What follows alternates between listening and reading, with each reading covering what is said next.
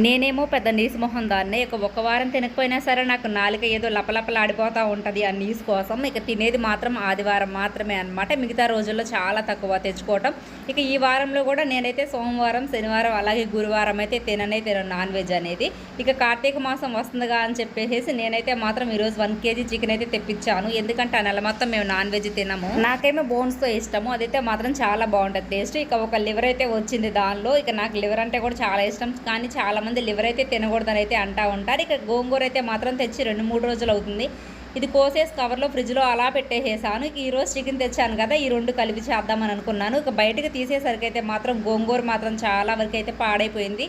ఇక దాన్ని అయితే కింద పోసేసి నేనేం చేశానంటే మొత్తం ఏరేసాను ఆకులు. తర్వాత అయితే మిగిలిన దాన్ని కడిగేసి క్లీన్ చేసి అయితే కూరలో వేసాను. చికెన్ కూడా మొత్తం అయితే ఏమీ వండలేదు. ఇక మా ఇద్దరి వరకే మధ్యాహ్నం వేడివేడిగా అయితే వండుకున్నాము. ఇక కొంచెం అయితే తీసి ఫ్రిడ్జ్లో పెట్టేసాను సాయంత్రానికి అయితే ఫ్రై చేద్దామని.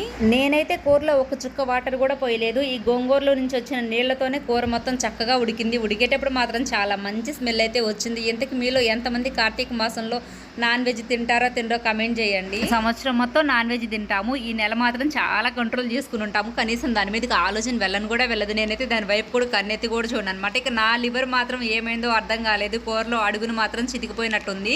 ఇక కూర అయితే మాత్రం చాలా బాగా వచ్చింది. ఇక వేడివేడిగా అయితే మాత్రం అన్నం పెట్టుకుని తిన్నాను. వీడియో నచ్చితే లైక్ చేసి సబ్స్క్రైబ్ చేయండి. సండేకి అయితే మాత్రం చేపలు ప్లాన్ చేయాలి.